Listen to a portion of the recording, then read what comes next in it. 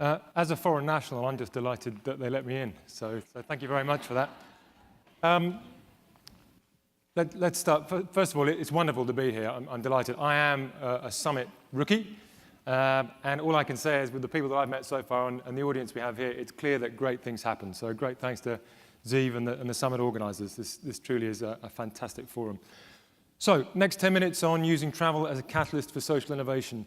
Cathay Pacific Airways was founded 70 years ago, 1946, in Hong Kong. And it was founded by an American and an Australian. And they got a couple of DC aircraft, DC-4s, which they flew around after the war, 1946, in the communities in Southeast Asia that needed to be linked together. And that was bringing people, goods, and services together. So we fast forward 70 years. We've made a few investments in the product since then. But it is quite amazing if you think about it. And the advances in the jet aviation technology, the following speaker might talk a little more about that. But we can now fly a lot further. We can link a lot more communities together. But it brings us into an area now where we've got to understand what it is we're trying to do. And I'm very lucky in the organization, as Skip mentioned, that we have a Latin motto as part of our company. That's a bit of a joke. It's not just a Latin motto. What this motto means is to be rather than to seem to be. In other words, don't just talk about it, actually act on it. And that comes from 200 years of family business, of stewarding resources, of understanding the responsibility we have to the communities in which we operate. And there are a lot of communities now. We've got 190 destinations that we fly to. So it's important that we understand the impact that we can have and the value that we can add, because we don't kid ourselves. We don't have a given right to be in business. We've got to earn that right to be in business. So how do you select? Well, we don't want to flit around like a social butterfly, spotting all the latest trends. We like partnerships to be long-term.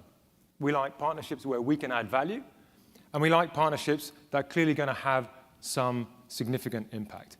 And we were very lucky. We have in the theme of the talk, we've got a Hong Kong-based company and a US-based charity that came together, interestingly enough, in Nepal. There you go.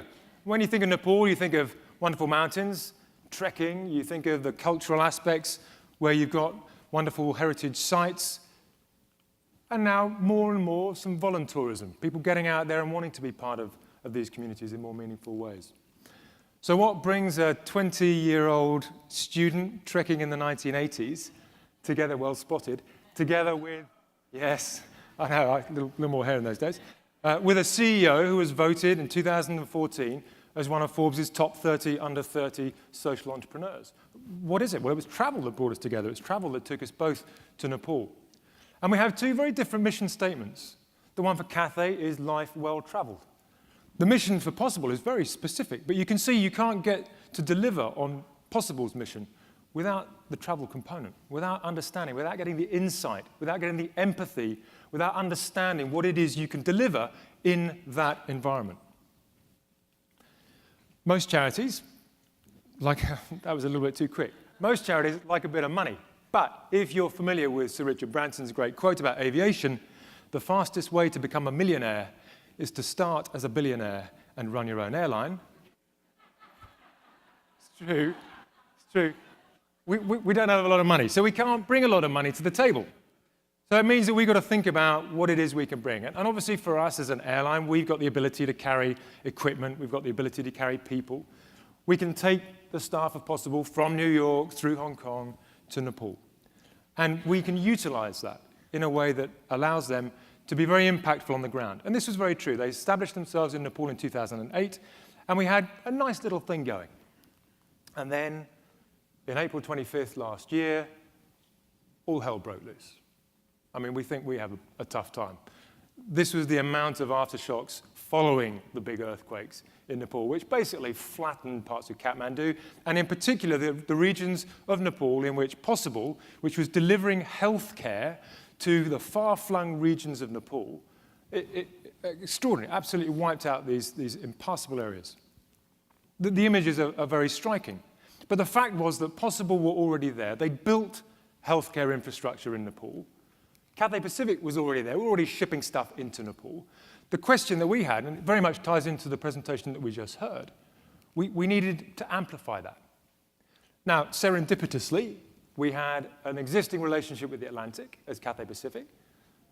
The Atlantic was aware of the work that Possible was doing, which was great, and they were very keen to take this and get more in-depth so that we could avoid this very short-lived news cycle, and we wouldn't forget the kind of impact that we could have in a region like Nepal.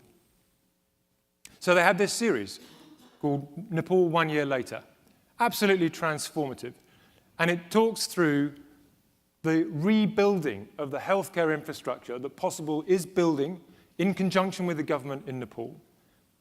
It talks about the extraordinary change that a small number of people can have on a country. And it ends up with this empathy that I talked about. The fact that when visitors go to Nepal, there's something very tangible about that experience with those people, understanding the hardships in which they operate, understanding the immense beauty, but the difficulties and the hardships and the resilience that those people have. And they put it together in a 3-part series.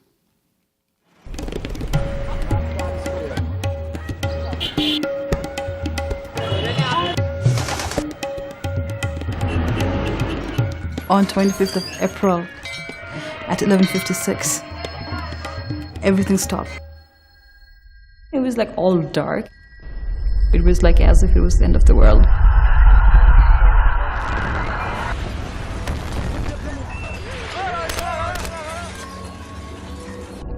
We just could not gather that it was an earthquake.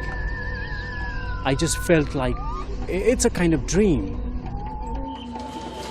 A lot of people lost their family, a lot of people have lost their homes.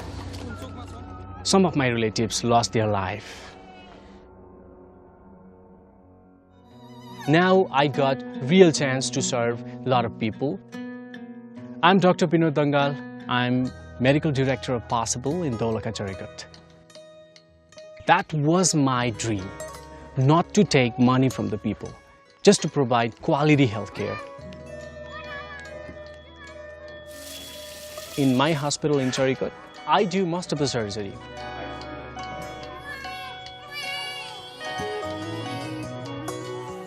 This is my duty to help a lot of people. So let me just leave you with a question. What catalyst do you want to be as part of your life well traveled? Thank you.